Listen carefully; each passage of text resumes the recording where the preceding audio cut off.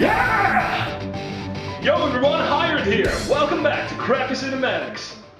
Wow, it's been a while. Jesus Christ. I've been in a coma, for anyone who wants to know. Yeah. Why? Well, you can see why. Birdemic.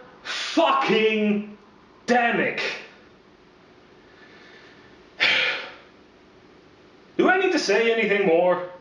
Birdemic 1 was one of the worst movies I've ever seen, and this one, believe it or not, is even worse. Yeah, you heard me correctly. This one is worse. First of all of the previous actors are back. They didn't even bother to get more actors. I mean, come on. But that's not the worst part. I mean, you get like the worst actor ever. Yeah. Combine that with the blonde with the cute butt. Okay. And you would think like, oh, they now know, like, hey, we have been in this movie before. Let us try a little harder this time. They do not try harder. In fact, they might just try a little bit less. Okay, so they are the same actors and they are just as terrible as the first movie. So isn't this just as bad then? The laziness is about to start. The fact that they have the same actors is not the worst part. How about the same story? I mean, remember the last story? Guy gets money and gets the girl. Does that sound rushed? It still sounds rushed. It sounds so rushed. But this time, let's focus on another guy. And let's make him even creepier. Don't look at me, it's possible. And once again, the focus in the beginning is not the birds. Once again, you are tricked into this false sense of, hey, maybe this was supposed to be like a romantic movie, or it was supposed to be something else, or a failed student project by James that name that I totally know how to pronounce. But no, it's the exact same story. Even lazier this time, because the actors, directors, and everybody blames you. Allow me to elaborate. A lot of movies nowadays are being made and they get this cult following for being so bad that they're good. But here's the thing. Birdemic was bad. Really bad. Not so bad it's good. Really, really bad. You see, with stuff like Sharknado or hell, even Dino Croc vs. Supergator, I can see the appeal. I can see the fact that it's a B movie. People do not dare to think that it will be something more than it actually is. So yeah, if it turns out to be fun, then it's fun. But what if that movie that you just saw was so lazy that it made money out of the gullibleness that you gave it? You see, this movie wasn't just bad. It was horrendous. It was seriously one of the worst cinematic experiences that I've ever seen to witness. And thanks to you, it made money. Because everybody wanted to see how bad it was. And therefore, we have this second part. And hey, when in the first movie, they might, I'm not saying they did, but they might try something new. In this movie, that is out of the question. They are not trying at all. So I already talked a little bit about the plot. Rich guy gets even more money and gets the girl. Yeah, rushed. I'm not gonna say it twice, I already said it twice, oh whatever. But here's, you start to see the laziness. This is the sex scene. Oh hi! I mean, seriously? He is in the image. This is not my editing here. He is in the image. Ta-da! This is the amount of laziness we have. Be afraid. But once again, the birds are back, so that is supposed to give us a little bit of a laugh, right? But this time, let's not have a disease. Let's not have Al Gore be the statement. Even though this movie is still very much a B movie with an Al Gore tint. Toilet paper is made from trees.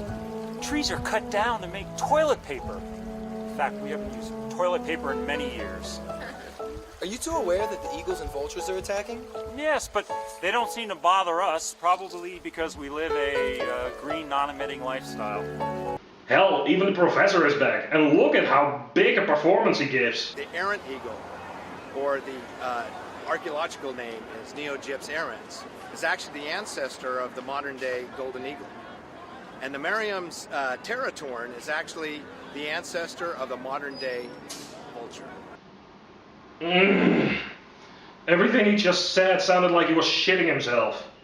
So we have this tar pit at the entrance of a big museum. Oh, by the way, we get to see everything about the museum.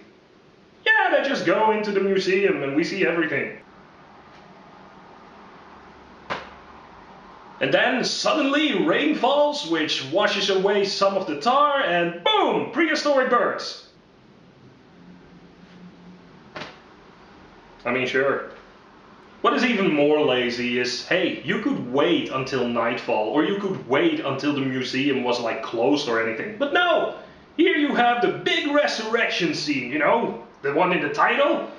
And you see everybody walking in the background! I mean, come on! So we drive around, shoot a couple of birds, and then they leave again. Yeah. It's once again one of those movies. There is again no interaction between the humans and the birds. Ever.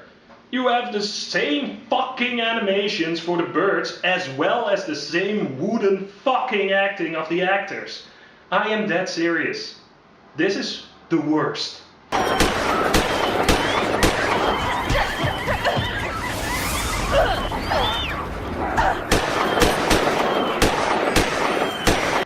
So we get some amazing death scenes, we get some amazing acting.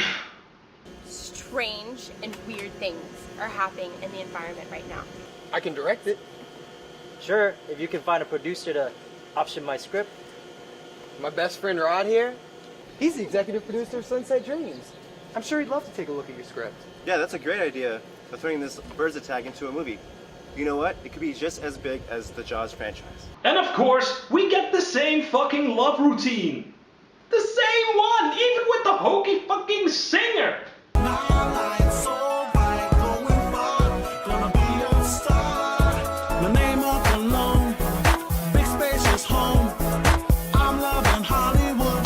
Yeah, and that is not me just saying, because this is the movie that got me away from crappy cinematics. I reviewed the first one, and I found it so horrendous that it was the worst cinematic experience of my life. And here I am, once again, reviewing the second one. And it's... I mean, look at it! I do not know how much I need to review in order to get over this one.